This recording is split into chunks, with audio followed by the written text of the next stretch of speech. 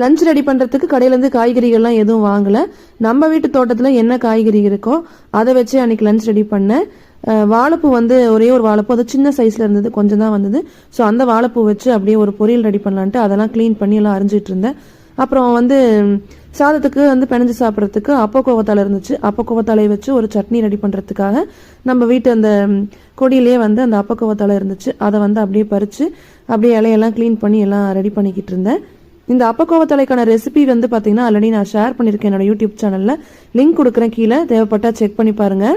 So ஃபைனலாக lunch எல்லாமே ready பண்ணிவிட்டேன். எப்பவும் வைக்கிற மாதிரி ஒயிட் ரைஸ், அப்புறம் இந்த அப்பக்கோவத்தாலையில் செஞ்ச அந்த சட்னி, அதுக்கப்புறம் இது பார்த்தீங்கன்னா வாழைப்பூல செஞ்ச அந்த பொரியல், அப்புறம் இது வந்து பார்த்தீங்கன்னா காலையில் வச்ச சுண்டல் குழம்பு, அதுவுமே மீதி இருந்துச்சு. அதுவுமே சாதத்துக்கு நல்லா இருக்கும்.